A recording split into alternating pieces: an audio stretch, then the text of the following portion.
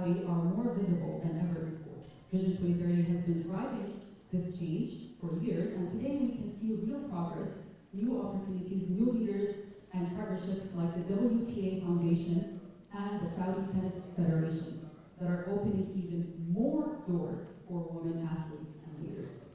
Which brings us to the remarkable leadership we have with us today. Please help me welcome the leadership. I'll start out with us today. We have Garbine Morgaruza, Grand Slam champion, former world number one, and currently WTA Finals Tournament Director. We also have with us Judy Murray. Judy Murray, a national tennis player, pioneer and advocate for women in sports. Please join us, Judy.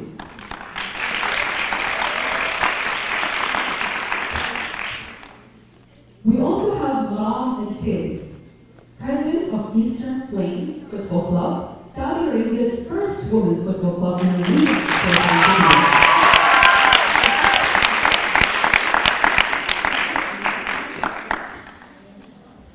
And last but definitely not least, Rasha Al-Khamis.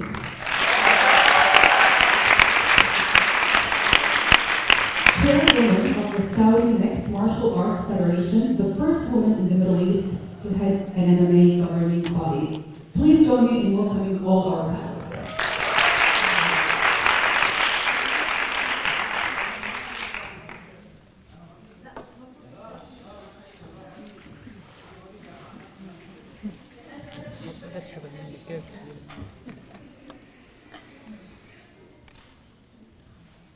So for our panel today, we're going to go over 3 themes. The first theme will have to do with women in sports, and the second theme will have to do with women's in leadership, because you're not just pro athletes, you're also in leadership positions. And finally, we're going to connect the two, sports and leadership. And we'll start off with women in sports and talking about, overcoming challenges, because every great journey has its obstacles. We all face defining moments where challenges test us in unimaginable ways, but looking back, those same challenges often reveal themselves as blessings, sometimes even brilliant turning points. So let's start by exploring how each of you turned obstacles into stepping stones, and I'd like to start with you, Garbine. You've spoken about the pressure of competing against legends like Serena Williams early in your career. How did facing such tough opponents shape you into the player who went on to win 2 Grand Slams? And I would like to know, just in general, overall, how did that happen? But also, if you can share some specific, low points of doubt, and how you made them into a catalyst of success that you are today. Ooh, we're gonna be here for we're gonna be here for a long time, then. Thank you for having me. This is a pleasure to be here. This is huge and amazing. I'm so glad to be part of this. There's so many ups and downs. I would say biggest challenges starts with me and myself. Yes, you have great opponents and great players out there that you need to compete and win, but it starts with you. Not every day you wake up thinking, today I feel good, I'm capable, I'm motivated. It's everyday work, Even if you're competitive by nature, it takes effort to educate yourself and have the right messaging in your mind when you wake up, not focus on, I'm tired today, or I don't want to do this, or I want to be home, or etc. But it's a process, you don't start feeling like this every day. You work your way every day, little by little. With my team, I had a lot of help. Yes, my sport is individual, but without my team, my coach, parents, just people around me that helped me to push me, I would have not achieved anything. Definitely one of my biggest rivals was Serena Williams, everyone's rival. She's amazing, obviously an inspiration, and was my motivation every day. When I was at home resting or watching TV, I knew maybe she was training. And I was like, I gotta go out there and train. I can't, rest. But I've had many ups and downs. You know, downs are always when you cannot do what you dream, like injuries or bad moments or, you know, self-esteem, when you doubt yourself. All of these things are hard, but I managed to overcome all of them.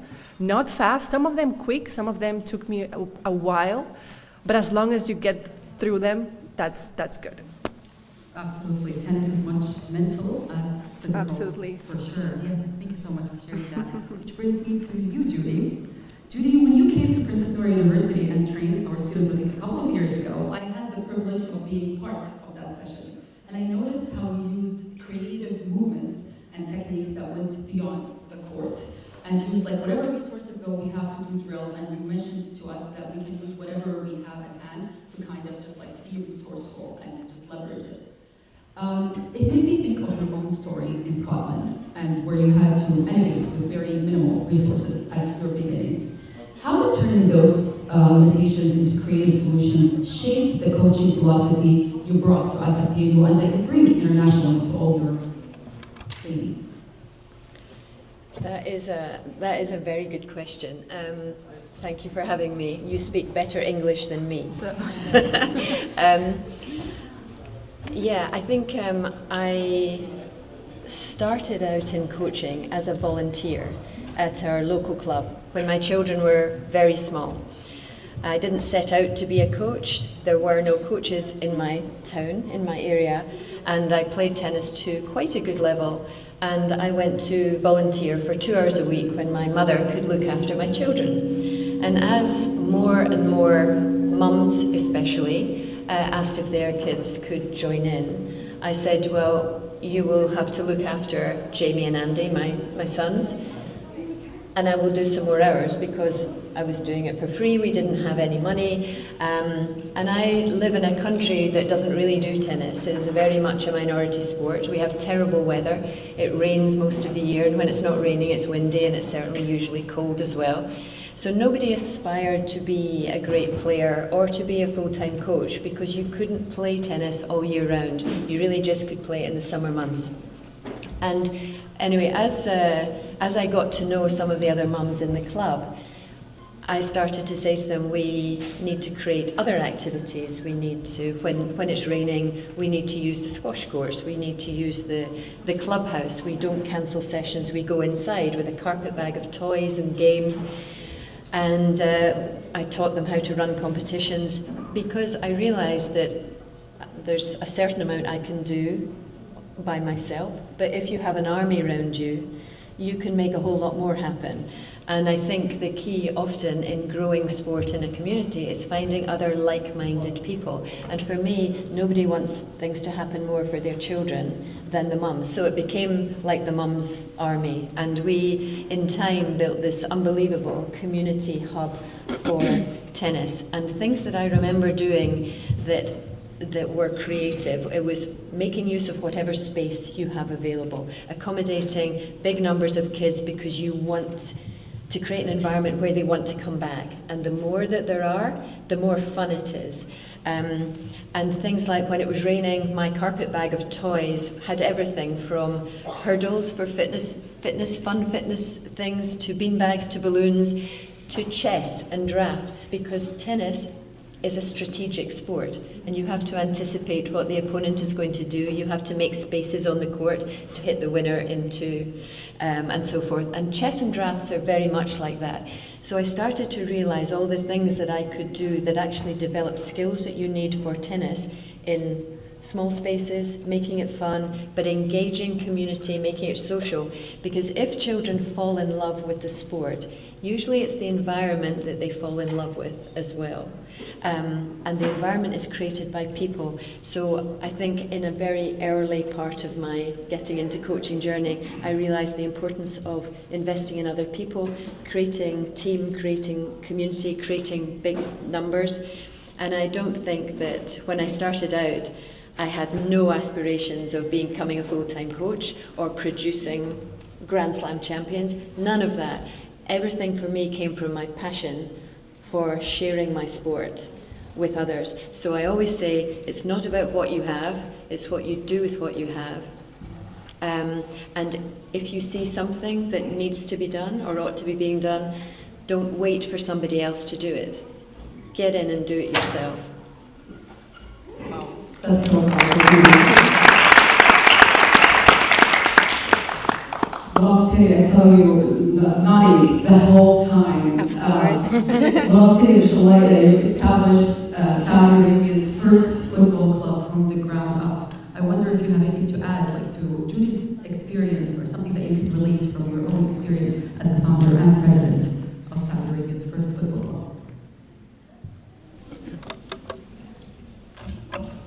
Testing. It's not working. Wait. Test. I think you need to close it. Actually, that's closed. Oh, there you go. Yeah, we take turns. I see. Yeah. So, from the first conversation, I would say being consistent is key. Motivating yourself every day is hard, but if you find a way to do it, it's definitely doable. It is not easy. I founded a club in 2006, so it will be 20 years old in a couple of months. Making sure that the environment is ready to foster future leaders and future champions and national football players is key to make sure that they have come back. So yes, I nod my head a lot that the consistency is key, persistent is very important, and the environment is, I think no one can imagine how much valuable it is. Absolutely, and if you can take us back to 2006, when Saudi Arabia was different. Like women's organized sports did not have the same visibility that it has right now. So how was it, the beginnings, the start, and what kind of challenges did you face, and how did you turn them into the success that your club is right now?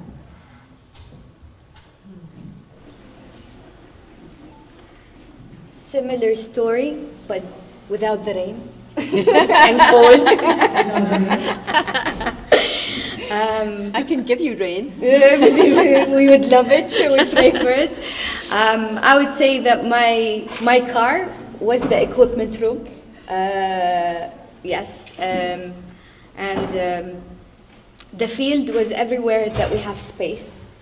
So you make from everything a playground and a courtroom. If you're passionate enough to develop, believe me, you won't allow anything to stop you. We were a couple of players. We weren't a lot. We were around 12 players, enough to make 11 aside that are consistent. And competing back then, because we live in the Eastern Province, we have a privilege that you don't have here in Riyadh, which is Bahrain, which is 40 minutes away from Saudi. And what we were doing is basically collaborating with all of the universities, all of the teams back there, to make sure that we have an opponent. That continued from 2006 till 2013. Bahrain created an official league, and I had a discussion, and that's when the first time I stepped as a leader, and I negotiated with the Football Federation that if we want to join, and we would love to be part of it, you just need to accommodate our challenges to make sure that we can compete in. So having now the competition part made a lot of footballers interested in joining, because now they're playing and it's FIFA recorded and their name, and it's official, legit. Let's say up till 2019, still nothing was official. We were still officially not recognized by Saudi, officially. But the Ministry of Sport was fully aware of us. The Saudi Football Federation was fully aware of us. It's just that they did not have a way to form us or deal with us. 2020, we were able to compete and play and be official and legal. And I think our experience back then in Bahrain just made us ready with the least resources compete against Qadsiya, Hilal, Ahli, Ula, and everyone else.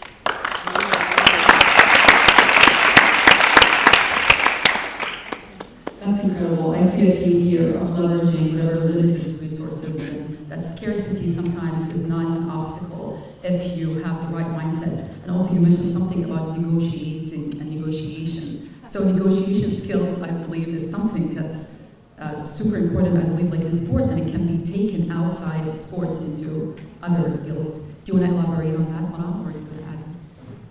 Negotiation skills are absolutely a soft skill that you need to develop as a leader. There are so many courses, and LDI is one of the places that, thank God for Vision 2030 and everything that our country is allowing. It's even for free for us to use that resource if you want to get those negotiation skills. Did I fail in the beginning? Absolutely. In the beginning, I was a very bad negotiator, but slowly and surely, I was understanding with reading many books, failing many times. I understood how emotional intelligence works. What are the things that I can negotiate? What are my ceiling and what are my floors between me and I? And then, what do I want exactly? What are my pain points? What really matters? If you focus on it, because you live in a lot of, you need everything. But if you focus on what you need specifically and understand, first of all, what is the person in front of you capable of giving you, you would definitely understand how to get what you need and what you want. And that's what I would tell you. Develop to get the skill of negotiation, understand what are your pain points and what you need, and most importantly, understand the person in front of you. What are they capable of giving and negotiating with? Those are my 3 points in there. Incredible, valuable lessons to our students in the audience here today. And now, Rasha, so I bet like balancing local and global leadership, that's something that you do very well and that you've done throughout your career in both in sports and out of sports as well. You hold leadership positions at both National Saudi Boxing and MMA and international levels, Asian Boxing Confederation. I wonder, how do you navigate the unique challenges of promoting combat sports locally while also contributing to global conversations about regulations, athlete development, and inclusion?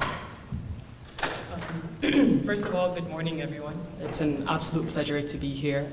Thank you, Princess Noura University, WTA, and Tennis Federation. And it's an absolute pleasure to share this panel with well-esteemed guest speakers with the vibrant audience. If I reflect on my journey, I would look at it from 2 lenses. One, which is Saudi transformation, and then the second one is around global responsibility. Let's take boxing as an example. Before Vision 2030, women, girls, they hadn't had the chance of actually doing boxing. There were no competitions, no gyms, and no regulations. After Vision 2030, Vision 2030 changed everything. From now, like there's around from 2021 to 2024, women boxing grew by 460%. And now they do have the gyms, they do have the competitions, the regulations, and to represent Saudi at the global stage. Not only that, they have all the opportunities to actually represent either at different levels and different leadership, whether being an athlete or being on leadership positions within the federation, part of the executive team or part of the board, or also representing Saudi Arabia at an international stage. MMA has the similar story. What was seen on TV is now on ground and being regulated and developed on ground. And if you look at as well, the regulations plays a very important role, which helps the athletes from schools to clubs to representing Saudi at national teams. We're actually creating pathways for boys and girls. So challenges are part of life, and we need to live with them. But if you ask me, how do I manage it? One is visualization. I imagine things before it even happens. Two is I break down my goals. I break them down into small chunks. Small goals, one time at once. It's like don't get. It's important to have big goals, but then it's important to break them down. Three is I also focus on building a very strong network. Having a strong network, being out there, meeting people, understanding what's happening, understanding the sports ecosystem is very important to know how to navigate it.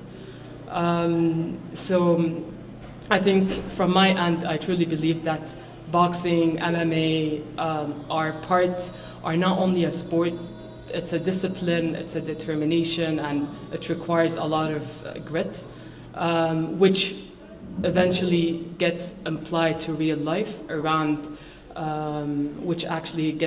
into real life, to regulations, creating pathways, to competitions. So this is mainly how I actually navigate challenges. I do take my role very, let's say, dear to my heart. There is two roles that I usually look at it. One, I have the determination to open the doors. Two, I take the responsibility as a global level to ensure that regulations and standards are being implemented at a global level when it comes to the sport itself. So, can you give us an example of what were the type of local or global regulations that contributed to, like something more tangible?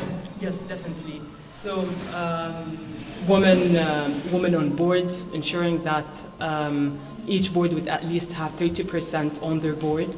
Another one is around women weights. So back then they only used to focus on like 4 or 6 weights. Now it's important that they would have the full 12 weights comparing to men.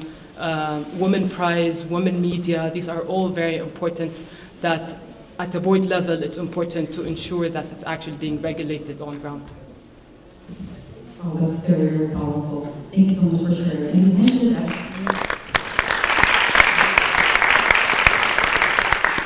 I'm just fascinated by the 3 items that you've mentioned, that visualization, breaking down goals, and networking. And I believe that attending events like this one by the Saudi Tennis Federation is one of the things that definitely could help our young students and others who are interested in leadership and sports to kind of network and get their foot in the game.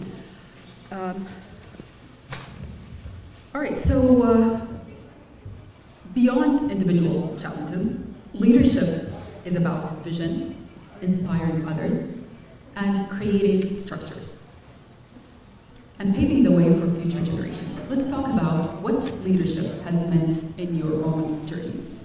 And I would definitely love it if you can go into how sports has helped you build leadership skills and other transferable skills in your own sports that you carried outside of the court or boxing or your sports into like the real industry, the real world. So like transferable skills that sports can hone and encourage. I'll start with you, Judy. So you supported both Andy and Jamie Murray, your sons, the Andy and Jamie Murray, which meant balancing their very different career paths. What was the hardest challenges you faced as a mother coach? And how did it become an opportunity to learn and lead and empower others as a high-profile tennis coach you are right now? Good question. Yeah, it's one that I get asked quite a lot. And obviously I started my children off when they were quite small. I wanted them to enjoy sport. So being a very active mum, they had a very sporty dad, they had sporty grandparents, they always had lots of people available to play whatever they wanted to play with them. We were never trying to teach them, we just wanted them to enjoy sport. And as a result, they developed the skills that you need to play any sport. And through my work at the club that actually didn't have anything to do with them, I realised that to invest in the kids at the club who were becoming quite good, I had to invest in myself and get some qualifications. So I did the first qualification, then a year or so later I did the second qualification, and a few years after that I did what was our governing body, the LTA's highest qualification. And it was a year-long course, and it was a big thing for me to do because my kids were like 6 and 7.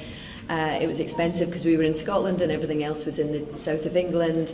But I just knew that I had to equip myself to help the others. There wasn't anybody else in Scotland that was trying to develop players. So I did the course, and as a result of doing the course, I ended up becoming the national coach.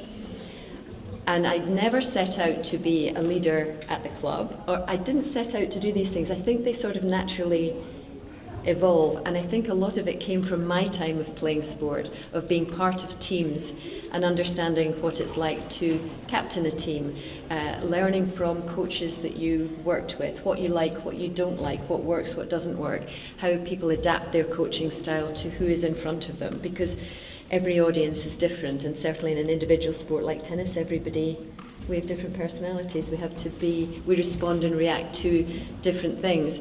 So I ended up being the national coach in a country that doesn't really do tennis. We had no indoor courts, we had no world-class coaches, world-class players, we had very limited infrastructure. And I understood all that because I came through that system as a player, such as it was, where you only played tennis in the summer, you did something else in the winter because the weather was so bad. And I understood all that, and I think a lot of what I did in terms of becoming a leader in the national coach role was based on common sense and emotional intelligence, understanding human behaviour. And I realised I have such limited resources, I don't have a workforce, it's literally just me. And I found that I did exactly what I did in the club. I brought the parents in of the players who I'd identified, the youngest ones, age 8 to 11. Start with the youngest ones, they're the ones you can influence the most. And I brought them in, 20 of them I selected because I didn't have time or resource to do more than that to start off with. So I brought the parents in, I brought the coaches, if there was one, at the clubs that they played at. I brought everybody in, and we became like a family. So it started very similar to the experiences that I'd had in leadership at the club, in my volunteer way, to doing that at a national level. Start small, create, learn from your mistakes, like you said, so important to, got that wrong, okay. It's the only way we grow as people is by making mistakes, and sport is full of mistakes and defeats and disappointments and so forth. But I was never, as a female national coach, I was the only female national coach in Scotland of all of the sports. So every time that they brought us together, all the governing bodies together, I was always the only woman in the room. I got used to that, and I got used to, like you were saying, I got used to learning when to speak, how to sit, what to say, how to look confident, how to not be emotional and angry and frustrated because you don't have all the things that some of the other sports have. You learn how to play the game. Where are the things that I can win, and where are the things I'm not going to win that? You just park it. And I think that on the mother coach thing, when I obviously was coaching my kids and they were becoming really good, I realised, I think when they were about 11 and 12, that it's more important for me to be the mum than it is to be the coach. But I also understand that in an individual sport, the parents are incredibly important for making things happen. If your child goes into a team sport, the club takes care of the fixtures and the training and the kit and the travel. In an individual sport, the parent has to do it all. So I had a lot to learn, and I needed to, as the mum and as the national coach, to be over everything that all of the kids were doing, not just my own kids. And I think the fact that I was responsible for so many kids helped me to be a better tennis parent, because I was never just focused on my kids. I think that is incredibly difficult thing to do, and it's so easy to become emotionally and financially over-invested and to get it wrong. But when they were 11 and 12, I realised that I needed somebody else to help me with them. And I started a performance coach development programme within Scotland. And I brought people in from other countries to help us to develop our players and to develop our coaches. They were actually developing me as well, because I wasn't an experienced coach, and I recognised that. And I brought these people in not just for a one-off lecture or workshop or come and help us for a day. I brought them in 3 or 4 times a year for 3 and 4 days at a time, and we built relationships with these people so they became part of our team. They were like our external experts, and you have to take advice and ideas from others. If you don't know, you should always try to find somebody who does. It doesn't mean they're going to get it right for you, but you will always learn from them.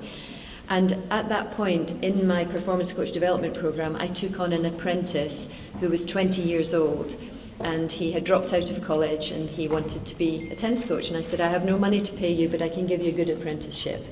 And he worked really, really hard. He took every opportunity. He did everything that we asked for, and he was brilliant with my sons because he was cool. He was 20. He had the bleach blonde hair, the diamond in each ear. He looked a bit like David Beckham, and the kids thought he was wonderful. And it was great because I could oversee everything. I led it all. But I'm 2 courts down. I'm not in their face all the time. I got that it's not that cool to be coached by your mum. So I found a way to make it work within my job, mothering, and managing, because you always have to, as the parent, understand what's going on with your kids. Because if something goes wrong, you'll be the one who has to pick it up. And I think it helped me a lot, that I developed my career, I developed lots of other players, and my kids developed without having an potentially overbearing situation with a parent. So I think you have to learn as a parent, what can I do? What do I not know anything about? What is not working well? And you find ways to plug the gaps with other people. It's investing in other people, the right people at the right time in the right place. It's not always an easy thing to do to find that, but you have to try. Absolutely, and to have that level of discernment comes with a lot of experience. I bet it wasn't just something that it came to you right away, like creating that course, creating that program. Judy, I'm genuinely curious, like what was like the turning point for you when you realized that your career is becoming something like, this is not just like a humble beginning program, local community service, it's something more than that. When was that? And were you aware of it while it was happening, or did you just become aware of it like in retrospect, looking back at it? That is a very good question, and I could tell you that I went to a tournament in Miami called the Orange Bowl, and it has under 12, under 14, under 16, under 18s. I went to the under 12s with Jamie in 1998, and he made the final of the under 12s, and it was all great fun. We'd never been to America before. We had 2 boys, 2 girls over there as a GB trip. But the 2 boys that went were Scottish. It was Jamie and another boy, not Andy. And I went the next year with Andy, again as part of a GB trip. And Andy, because he had an older brother who did everything before him and usually had a good experience, came back with little trophies and great stories of all the friends he'd made and adventures. Andy never feared anything. And I think a lot was to do with having an older brother. But Andy won the Orange Bowl. It was an enormous tournament, 128 main draw, 128 qualifying. It doesn't mean it was all the best players in the world, because not everybody can afford to go to that, but there were a lot of them from all over the world. And the coach of the player that he beat in the final was Czech. And he came to me at the end of the match and he said, "You have to look after that boy, he's very, very special." And I started to talk to him and he said, "No, he has something very special, I can see it." And it panicked me, because for me up to that point it was all fun and developing players. Had no real idea where we were going with it because I was still quite inexperienced. And he said to me, "Look, I worked for 13 years with Jana Novotná. Jana Novotná was a Czech female player who was one of the best players in the world, and he oversaw her development. And it made me realise that he knew exactly what to do. And I had no idea what to do. I was trying to go with common sense. I was trying to go to workshops and conferences overseas to learn from other coaches, because there was nobody to learn from in my country. But at that moment, I started to panic a little bit, because I thought, there's somebody saying I have to be really careful with what I do next. And that put a pressure on me for a while, and then I saw it as a challenge. I just need to learn what's next. What do I have to do next? What do the next 2 years look like? You have to start to plan for it. So I really was learning as I went along, but I wanted to learn. And not just for my kids, I wanted all the children that were good in my country, I wanted them all to have the same chance as children in other countries. Oh, this is so powerful, Julie. Thank you so much for sharing that. Lasha, I want to bring it back to you. And we know that you're not only, excelling in a definitely traditionally male-dominated space in boxing and all of that, but you also have had other experiences, like incredible experiences, like breaking the Guinness World Record and climbing Mount Kilimanjaro. That's so incredible. I'm curious to know, how have your accomplishments outside the ring reinforced your leadership philosophy inside it? Of course. So let me revert back to my upbringing. I grew up with the principles and values that sports is for all. Sports is for girls and boys, men and women. These principles and values were instilled in me since I was 7 years old. I recall my dad used to be my first coach, and he used to train me and my eldest brother, Abdullah, basketball during the weekend. And the same critiques on how to improve his techniques, he used to give it to me. So from a very young age, I had that principles and values, and I grew up doing different sports. Soccer, tennis, long distance running, cycling, ending it with boxing. I personally picked up boxing when I was pursuing my graduate studies in California.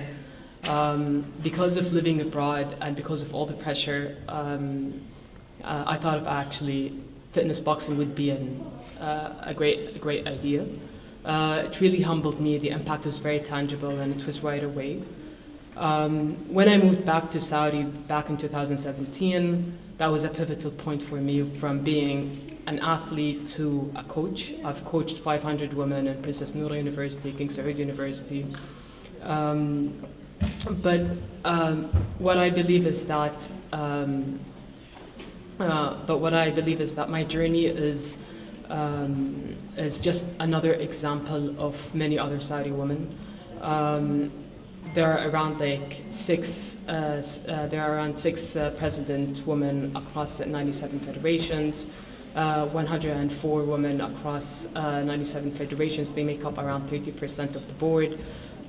Also around 24 women who are representing.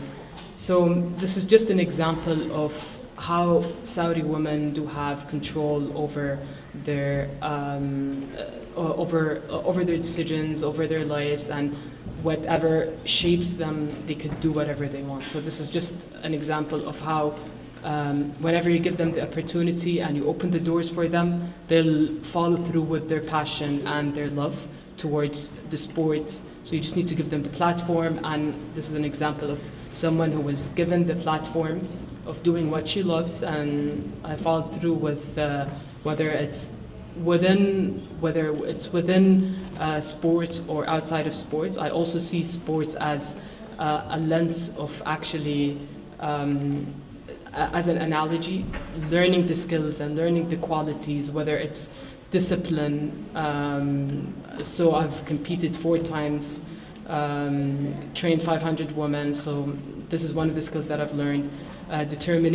Discipline, determination. So training 15 hours as a boxer also gave me all that type of skills of how to really consistency and focused effort. I've also learned strategic thinking. So 70% of being an athlete requires mental preparation, and this mental preparation helps with leading projects and strategic thinking. Last but not least is goal setting. I've also learned that success is not linear. There are multiple ups and downs, and it's very important to understand and know where is your North Star. failure is part of life, and failure will teach you to grasp your opportunities very firmly. And what I've also learned, so these are the qualities that I've learned from different sports. What I've also know that these qualities help me to lead, inspire, and achieve results on ground. Oh, that's so cool. Michelle, I'm curious to know, like, for our students here who are interested in sports, and I know that you've tried so many other sports other than boxing, and you're a professional at it from like your very young childhood, playing basketball. How does one know, like, which sport they love and this is what they want to take up? Like, how did you know that boxing is the sport that you'll take up for your career? And So that's a very good question. So I grew up doing 7 sports. I've played basketball for a while, football. I was one of the women who founded one of the first Saudi women teams here in Saudi. Played for 10 years. I played tennis for 4 years, and that was a very interesting story because my mom was trying to push me out of football into tennis. She was like, football is a little bit too tomboyish, why won't you do tennis? I was like, okay, I don't mind. So then I convinced my dad to actually still play football. So I've played football and tennis at the same time. I moved to California. I've pursued different sports, climbing, surfing, long distance running. So I did different type of sports. But boxing, why boxing is, I was 21 years old. I picked it up at a later stage, and the impact was very tangible, and it was right away.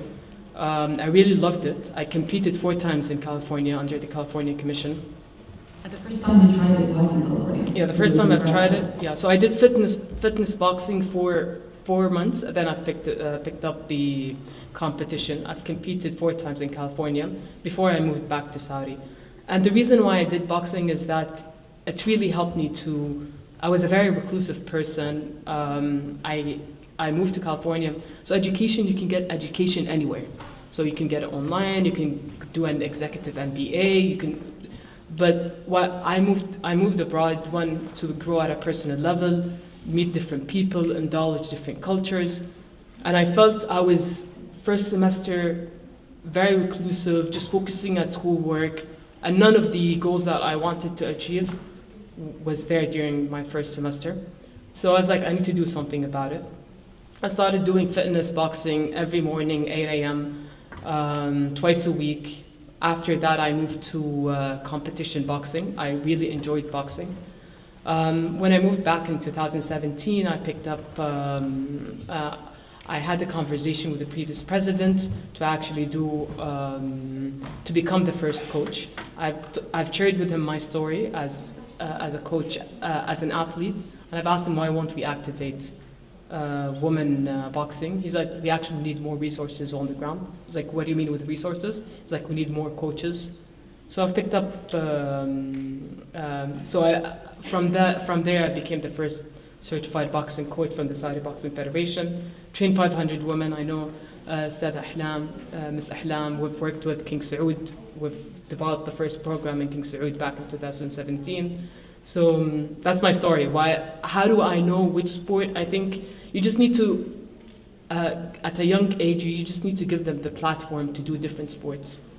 And once they find that rhythm and that rhyme between them and the sport, that's the sport. That's how I would say. It's important to follow their passion, understand it. Each sport is different than the other. So yeah. Wow. Absolutely, being reflective and sitting with yourself and thinking about what's happening and like what you like and dislike, that's super important, just like self-reflection. And with that, we would like to take a brief break for about 30 minutes. And then we're going to resume with even more exciting and interesting questions because we still want to hear a lot from the remaining panelists.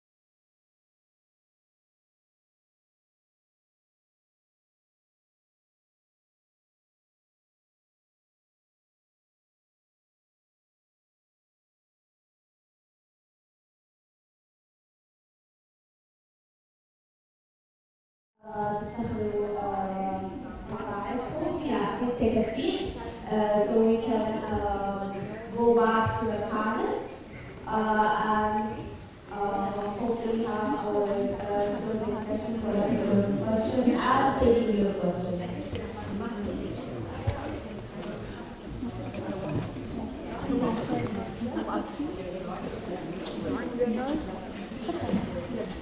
دكتورة مين عندك النشرة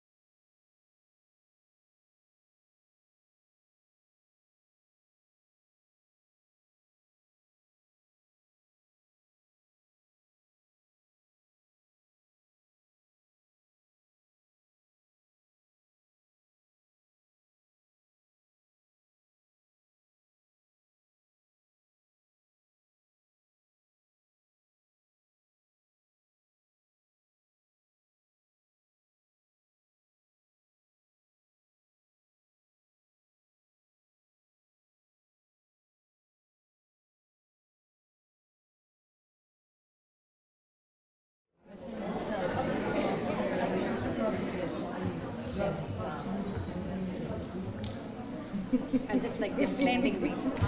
If we can have our athletes, please seated. Our pro athletes to their seats, please. Thank you so much. Is that us? Like the way I sat down pro athlete, yeah, that'll be the day. All right, so far we've heard from our esteemed panelists about their journeys, their humble beginnings, the challenges, how they turn these challenges into the success that they're living right now as women leaders in sports. And for the upcoming 30 minutes, we'll be talking about the future, the legacy that they'd like to leave. And that sports is not just about trophies, but actually leaving a legacy behind. So looking ahead and how do their stories inspire the next generation of women leaders in sports. I would like to start with you, Carminia. Now, after dealing with injuries from dips, what was the turning point where you turned setbacks into motivation to return stronger? And now stepping into your leadership role as tournament director of the WTA finals, how do you see your influence extending beyond personal victories to shaping the sport and inspiring future generations of women athletes?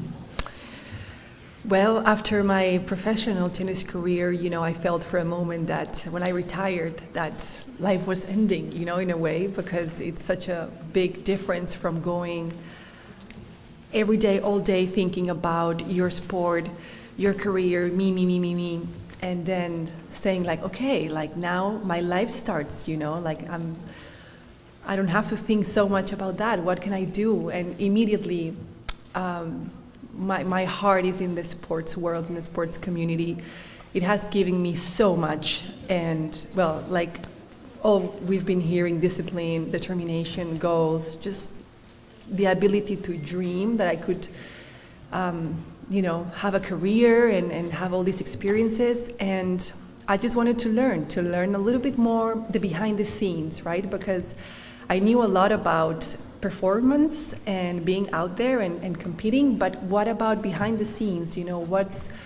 What's the business of sports like, and how are events made of, and how do you run things? And so I started really to get into all these little details and learn, and WTA gave me such an opportunity to be the director of the WTA finals, which has been amazing, learning and just being present and having a familiar face for the community, because I've been there for so many years, 20 years, but now on the other side, so helping, giving back, just giving some advices maybe to the younger generations. And what I love the most is really working with kids.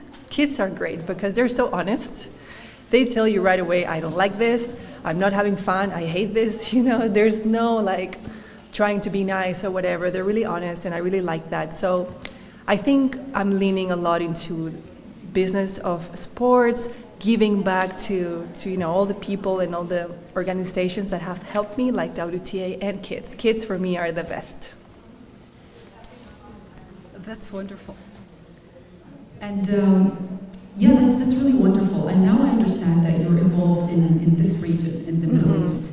How do you see your role in shaping women's tennis in this region? Like, do you have a strategy? Well, what do you envision, and what are you excited about?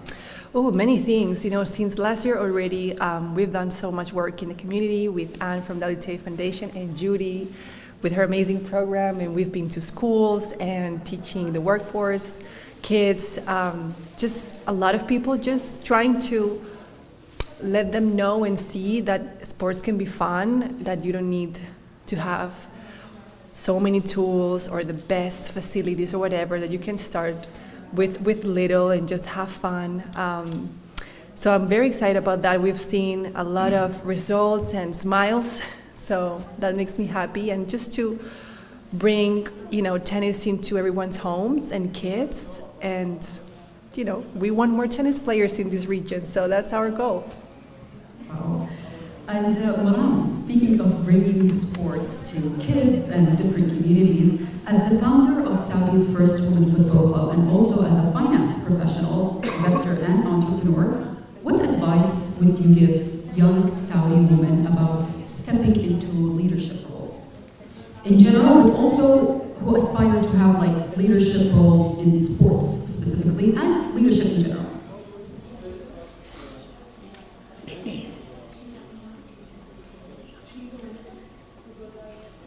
Okay. So I would say, in my case, I utilized Eastern Flames as a platform for ladies to dream bigger.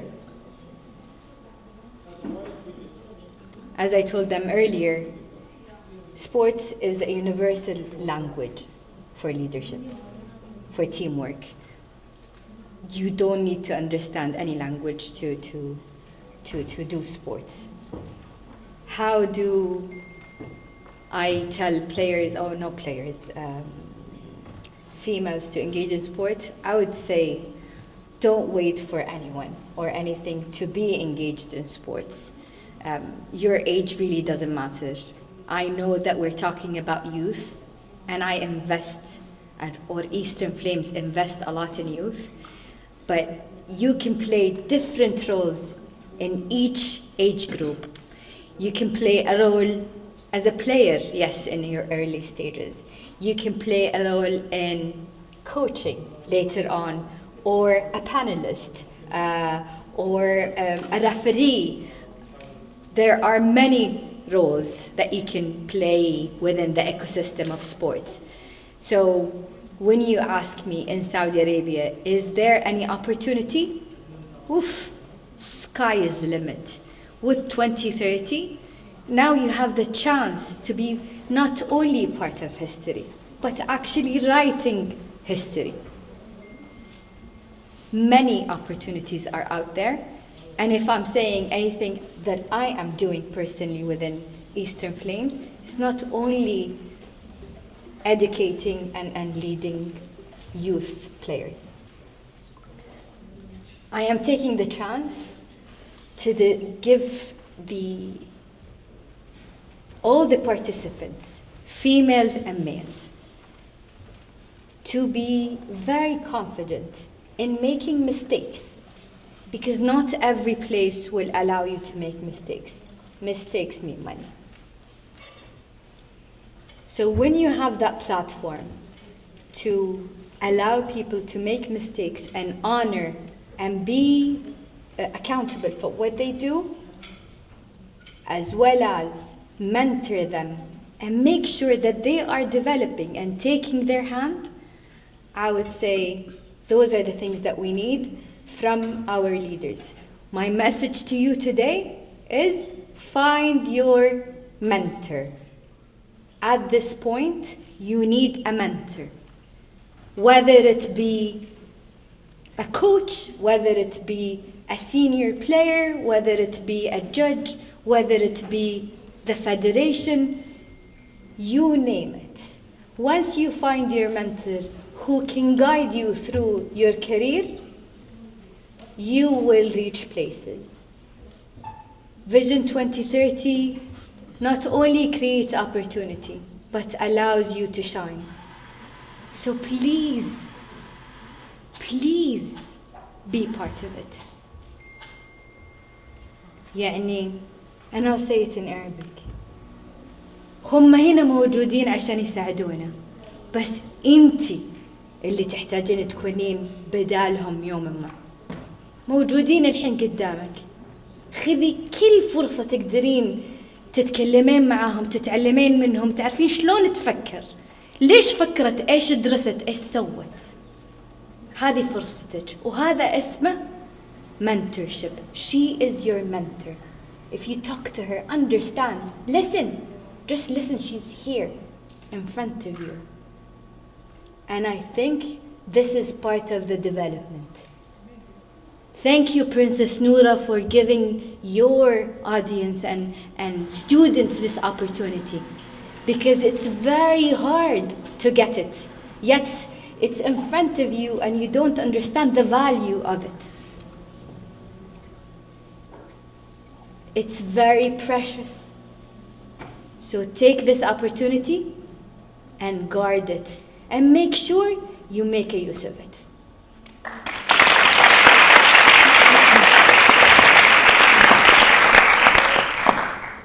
incredibly powerful, insightful advice. Thank you so much, Maram Terry. Now, taking those skills that Maram have spoken about when it comes to like sports and taking it outside of sports and making mistakes and all of that, I want to take it up to you with you, Rasha, and talking about like the type of resilience and skills that it takes to do combat sports. Combat sports often demand resilience both physically and mentally, and facing societal expectations, maybe limited infrastructure and cultural barriers. What strategies did you use to break ground boxing and MMA, and what advice do you offer women pursuing similar paths? That's a very good question. I would say believe in yourself, believe in your journey, and believe in your mission. And if you don't believe in yourself, no one will believe in you. Walk the walk, talk the talk, and with confidence, with resilience, and with humbleness. It's very important to be humble and respect. Throughout my journey, and if I reflect, I grew up doing different sports, 7 sports: soccer, tennis, long distance running, cycling, surfing, ending it with boxing. But let's keep boxing out of the equation. So the skills that I've learned is teamwork, time management, stress management, communication. But if we look at boxing specifically, I've learned discipline, trained around 500 women, determination. I've trained 15 hours a week, which helped me as well with consistent effort. And if you look at strategic mindset. So basically, these are the skills that I apply into my. These are the qualities and skills that I apply into my leadership skills. Thank you so much. Julie, when you reflect on the challenges of being one of the very few high-profile female coaches in tennis, which single moment made you realize that those struggles could empower others?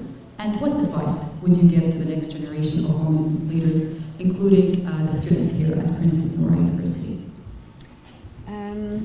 I would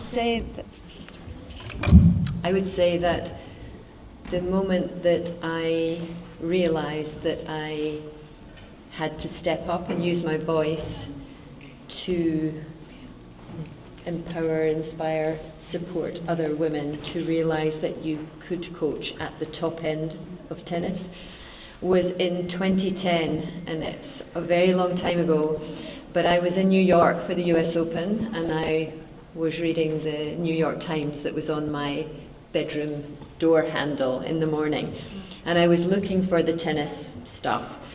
And you have to look quite hard in America for tennis stuff because all the team sports take up all the pages. And I found this thing with tennis, and it was talking about the ITF had announced its new board, and the ITF is the International Tennis Federation, and it is the global development agency for tennis. And I read the 14 names of the new board, and I thought, they're all men. Mm-hmm. And I read them again, and I was, some of them had names, strange names, but I thought, I think they're all men. So I called this guy that I knew who was the head of development at the ITF, and I said, I'm reading the New York Times, and I said, is your new board all men, aggressive? And he said, yes. And I went, and I started to rant. And I have learned not to rant. I have learned not to rant. But I ranted then because it made me so angry, because this is the global development arm of our sport. We're the 4th biggest sport in the world, and you have an entire board that is all men. Who's looking after the women? So he said, just stop there. He said, can you meet for a coffee later and I'll explain it all to you. Anyway, he explained to me 206 member nations. If those member nations don't put women forward, or very few of them put women forward, or they don't put women forward who have real ability and presence and track record to be able to influence, we have very little to pick from. And if if those who are there don't have track record or gravitas or skin in the game, we're not going to pick them over guys who do. And he said, the women have got to step up.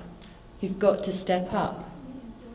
And he said, look at you. He said, you have a profile as a coach, and I understand that a lot of my profile has come from having very successful sons. I understand that, but I've tried to use that to benefit and to share, but particularly on the women's side. Anyway, he said to me, look at you. He said, you have a profile, people know who you are in the tennis world as a woman. And he said, and whenever I ask you to speak at our global tennis coaches conference, whenever I've asked you, you always go, oh no, I couldn't possibly do that. Too many people. Oh no, I couldn't do that. Which is exactly what I do. No, I did. And I thought to myself, he's absolutely right. And I said, okay, I'll speak at the next one. He said, okay, it's in 6 weeks' time in Mexico. And so I found myself on a flight to Mexico, terrified, had never spoken in front of a huge audience before. And I was terrified, but I spoke about the difference of coaching girls to coaching boys. And I'm not sure I did a great job, but I got through it. And when you get through something that puts you hugely out of your comfort zone, you get a confidence from surviving it, even if you didn't do it that well.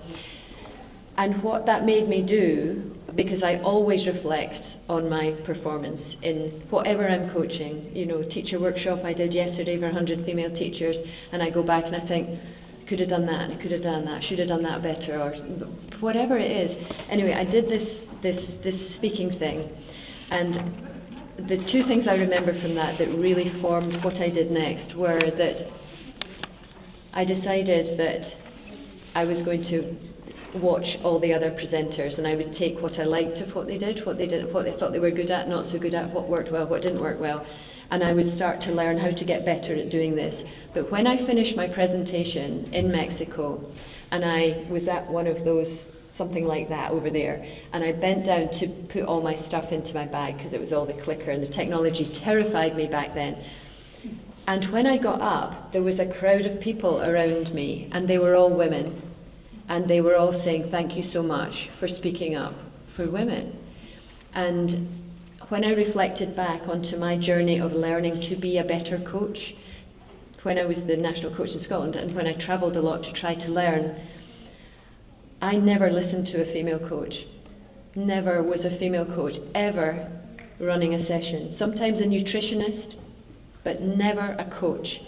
And I thought, how do female coaches believe that they can work at the top of the game, or be presenters, or be referees, or be whatever? If they don't, if you can see it, you might one day be it. But if you can't see it, you probably will never be it. Yes. And at that point, these women saying that to me, I committed to myself to do 3 or 4 conferences a year and get better at doing it, but to be a woman who stood up so that the women in the audience, of which are about 10% usually in coaches' conferences, so they could see and listen to a woman's perspective of and philosophy of the tennis world.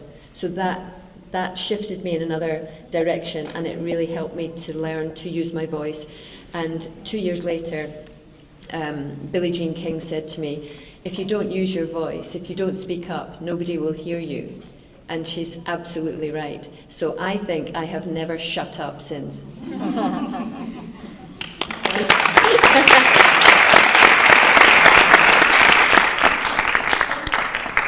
Wow, what a powerful statement, Judy. If you see it, you can become it. Yeah.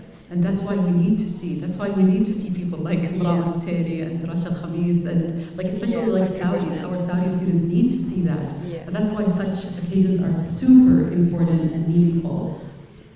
We would like to take a couple of questions from the audience. I just need to thank you to start with. Thank you, everybody. It's such an honor for PNU and for the College of Sports Sciences to have great leaders like yours, champions, coaches, and great Saudi influencers, leaders in sports and in sport. We're really lucky and honored to have you here. I think what you've talked about didn't just inspire our students, everybody was inspired. We loved everything you've talked about. I love how everybody is very resilient, everybody has high self-efficacy, you worked on that, you believed in yourselves. Judy, you're not just, it didn't just happen that you had these kids. You had, there is a lot of mothers with kids, with champions, but you jumped into this opportunity. You made it for your kids and for yourself. So we really love everything of this meeting. We thank you all for being here and giving our students the opportunity to have to listen to your experiences. And I'll leave the floor for them to ask, but I'm really appreciating.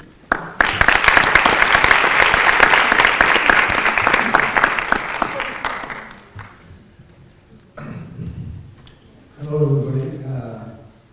Number one, first and foremost, I would like to say our dean. I always start my classes, I'm a sports management professor. I start my classes always for my students. Why you have the right decision to pick the sports management major. And I think this is the reason, okay, for all my students, this is the reason is picking this major, sports science or sports management. This is the reason. You guys have unlimited resources. And today, like last week, we had another event with the Islamic Solidarity event. And this week we have a great panel.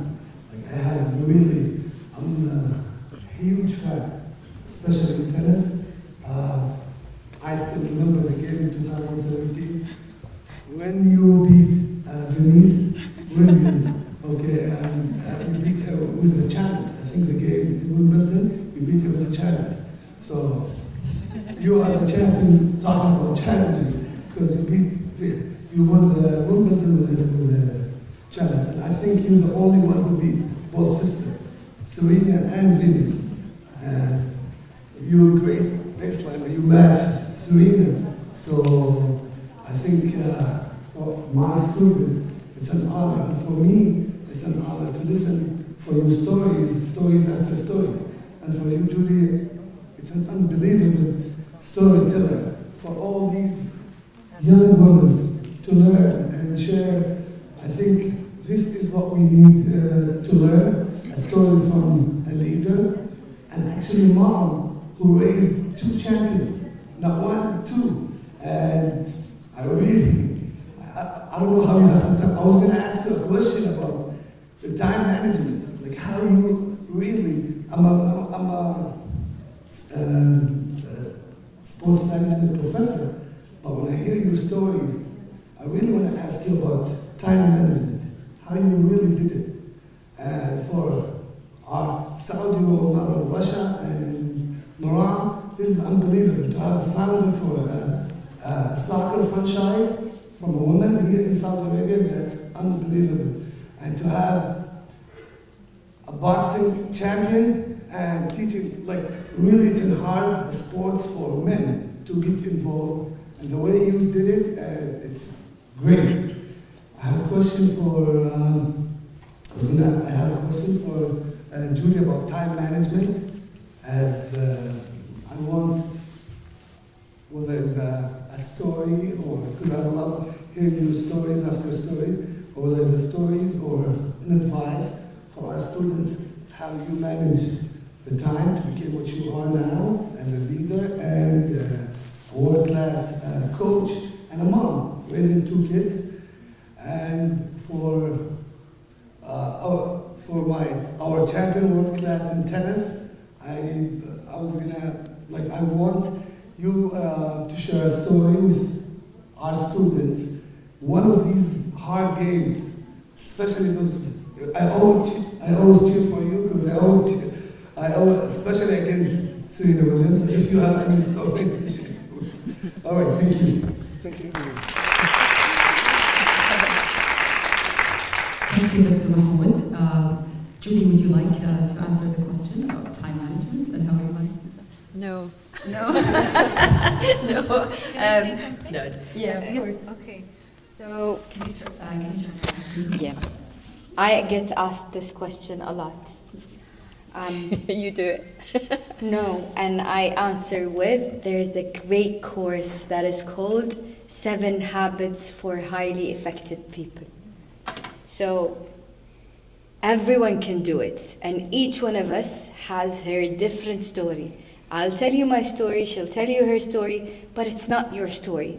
If you want to make it applicable to you, there is a book that is called 7 Habits for Highly Effective People. It's a workshop, it's a book, you can read it online, it's out there. Once you read it and you start implement it in your life, you will know how to prioritize and know what are your big rocks, what are your small rocks, what is your bank of emotion, a lot of terminologies that you will understand. But sharing how we manage our time, I'll tell you there is no such thing as work-life balance. We sometimes neglect things, sometimes gain it. So, lesson learned, 7 habits for highly effective people will give you your answer that fits your schedule.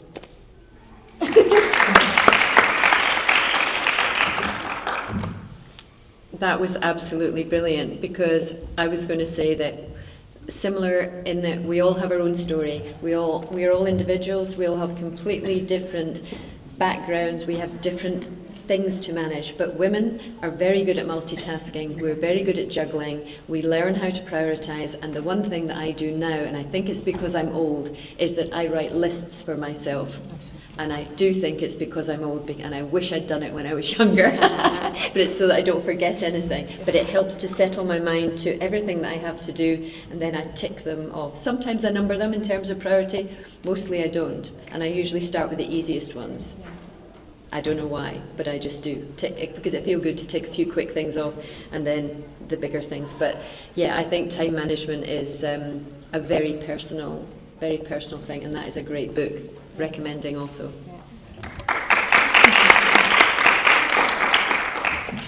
I'm trying to think about a funny story, but I would say that, I was a very nervous tennis player, when I had to play all these important matches. I felt like my hands were shaking. I couldn't sleep the day before. I don't know, I just couldn't control my emotions, but I somehow thought that my opponent would be the same, and that gave me some strength. And, in the difficulty, I try to put my poker face, and that helped me so much. Even if you don't feel good, you don't feel confident, you feel like, oh my God, how I'm gonna win, or how I'm gonna, I'm playing a final, I'm playing a Wimbledon final. And just go through it, and not showing so much your emotions sometimes, like stay confident. If you're scared, try not to show it. Try to be fierce, try to be, powerful woman. And it has helped me so many times, even if I didn't feel like, just to fake it until you make it, that sentence. And I have achieved great things just holding my nerves together and just going through it. And then like Judy says, once you survive it, then starts building more and more, and then you start to shake less.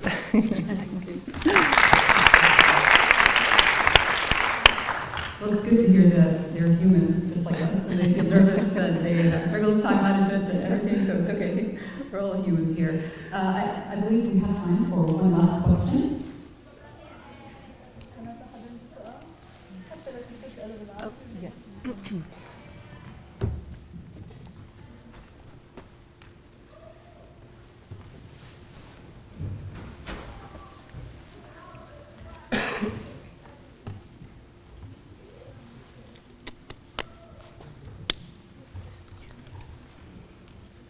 Hi, this is a pleasure to meet you.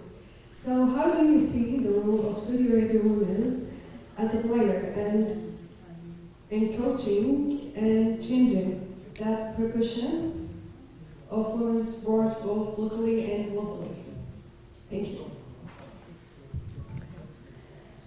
You go, Judy. You're the best. Judy. I knew it. Okay, I'll try and answer that. I'm not an expert in Saudi tennis, but I have learned a lot in the 18 months that we've been coming to work here. I think that there is a huge appetite, I think, for tennis. I think there are limited facilities available within the communities, limited tennis courts. And a lot of what we have tried to do as the WTA with our engagement of the community is build a workforce to get others started, whether those are children, whether they're teenagers, whether they're adults. And we're looking at teachers, students, volunteers, local coaches, even some of the older students in the schools, because without a workforce you can't spread the game. I believe there is a strategy to build more courts. I think looking at courts that do exist that are underused, including you have 12 courts here, 12 great courts here with floodlights, they could be used a lot more, I'm sure, by members of the community. There are a number of community groups that are always looking for more places to play. So to feed the demand, you need places to play and you need people to drive activity. But one thing that I would say in all the different types of work that we have done since we've been here is that I think that the women, especially the young women, are sensing opportunity for change and they are ready to grab it. I think when I came here the last time and we ran a workshop for some of the students, I could sense that with everybody, that they're embracing change, they want things to happen. And I think from everything that you've heard today from all of us, it is up to you. You know, take the first step, find somebody to work with. One of the programs that I developed in terms of a female workforce build in Australia was in a large region called New South Wales. There were only 20 qualified female coaches in a region that is 13 hours drive from one end to the other. It is absolutely massive, and much of it is remote. We brought the 20 coaches together. We trained them to deliver lots of different things, lots of different workshops. We gave them 6 months to go back to their bases and work with that content. But in those 6 months, they had to identify someone in their community to mentor. It could have been another coach, it could have been a parent, it could have been a student, it could have been a teenager, it could have been a coach of another sport. So it was called Be My Plus One. And so when I went back the following January and we met in Sydney against the backdrop of the WTA event, we were able to have 40. And we did our workshops, we went for dinner, we watched the tennis. It was a wonderful workforce building program. And when I went back a year later, we had 80. There are now 380 qualified women coaches in that area. And to be fair, they're not all coaches. This was a program about women who were keen to be involved in delivering tennis, because it's not just about coaching. It's like you were saying, refereeing, physios. We need women in all parts of that sporting workforce. And that program now, in 2025, that program is run by 5 women. 3 of them were of the original 20, but they run everything from coaching programs to competitions to social events. I'm so proud of it because I just took the first step. I went to Australia and I showed them what to do, and I went for 3 years, and then it was up to them. And that's what we want to do here. We want to share lots of ideas, lots of content, hopefully lots of inspiration. We want to upskill, empower all of you so that when we are finished with our job here, we have a number of women who are ready to do that job within your community, because you have to invest in your own. That is what will make tennis or whichever sport stick. It has to be about all of you. Thank you so much. We'd like to hear from Russia. Yes, I will. I keep forgetting that because I'm old. Just adding to what Judy just mentioned, I truly agree. Young girls are fearless and they're hungry, and they want the change. And they've been provided all the opportunities and choices that their mothers and grandmothers never had. But if we reflect back on boxing between year 2021 and 2024, we grew the number of boxing gyms or boxing government clubs from 3 to 84 clubs. And across the 84 clubs, we had 240 women who are doing boxing across different age groups. And according to my way and how do I look at things, I set the goal, okay, great, we have now this number of athletes, and then I start breaking them down, and then I analyze. So when I start analyzing, I realized we had only one coach across the 84 clubs who are actually training women. And it's very important to have more women coaches, not only because it's a sport that requires listening to voices, increasing the sport, etc. So we've decided through the Boxing Federation to conduct national coaches across 5 regions: Eastern Province, North, South, East, Central. And we've done like the national courses, and across the national courses, there were 40 women who actually were suburbs and who did a really great work. We've hosted for the first time the International Federation course, and 30 women got certified, and these 30 women are now training across the 84 clubs, the ones that are in the central.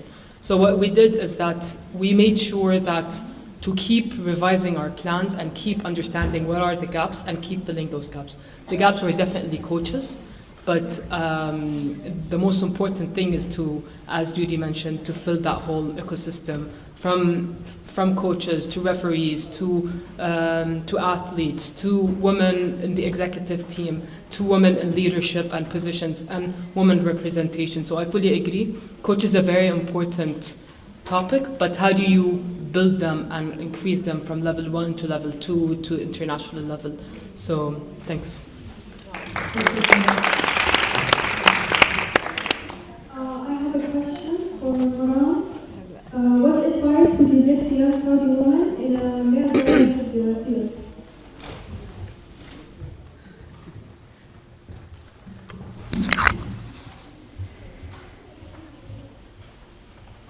Be bold. And what does that mean? Be confident, even if you're not. Like, that's the first step, I would tell you. Even if you're wrong, be bold.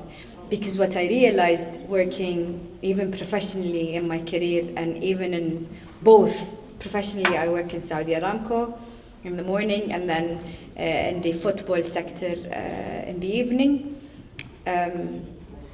Throughout the 20 years of my experience, I realized that men, when they talk, sometimes there is no substance. But yet, they gibberish a lot. I swear to God. If you see a job opportunity, I think you would only apply if you have 90 to 100% capabilities. Guess what? My son will apply if he has only 15%. I swear. Which brings us to what she mentioned about not being capable of putting yourself out there. You don't need to. In a male-dominated industry, regardless the industry, just put yourself out there. And even if you're saying something not true, just watch out about the numbers. Rasha is very specific about numbers and she's very good, but just don't put facts out there. You'll be good. The first time, you'll gain confidence just by walking through the fire. But slowly you'll gain confidence. So, to answer your question, just be bold. Put yourself out there, walk through the fire, just do it. Apply.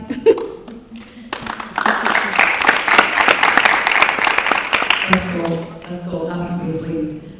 As we close, I wanted to ask if you have any last comments or anything that's like you would like to share, or we can close things.